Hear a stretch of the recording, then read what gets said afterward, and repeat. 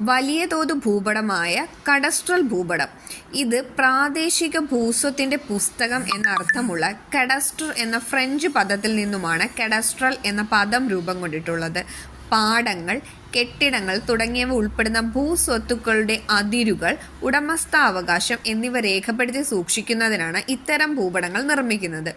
ഭൂനികുതി കണക്കാക്കുന്നതിനും ഉടമസ്ഥാവകാശം സൂചിപ്പിക്കുന്നതിനും ഇവ ഉപയോഗിക്കുന്നു. ഗ്രാമഭൂപടങ്ങൾ ഇതിന് ഉദാഹരണമാണ്. അടുത്തതായി വലിയ തോത് ഭൂപടത്തിൽ വരുന്ന ധരാതലീയ ഭൂപടങ്ങൾ, ടോപ്പോഗ്രാഫിക്കൽ മാപ്സ് എന്ന് ഇംഗ്ലീഷിൽ പറയും. സമഗ്രമായ ഭൂസർവേയുടെ അടിസ്ഥാനത്തിൽ തയ്യാറാക്കുന്നവയാണ് ഇവ. പ്രകൃതിദത്തവും മനുഷ്യ നിർമ്മിതവുമായ എല്ലാ സവിശേഷതകളെയും വളരെ വിശദമായി ചിത്രീകരിക്കുന്ന ഭൂപടങ്ങളാണിവ. ഭൂപ്രദേശങ്ങളുടെ ഉയരം, ഭൂപ്രകൃതി, നദികൾ, വനങ്ങൾ, കൃഷിയിടങ്ങൾ, പട്ടണങ്ങൾ, ഗതാഗത വാർത്താവിനിമയ മാർഗങ്ങൾ, ജനവാസ കേന്ദ്രങ്ങൾ തുടങ്ങിയവയെക്കുറിച്ചുള്ള സൂക്ഷ്മമായ വിവരങ്ങൾ ഈ ഭൂപടത്തിൽ ചിത്രീകരിക്കുന്നു.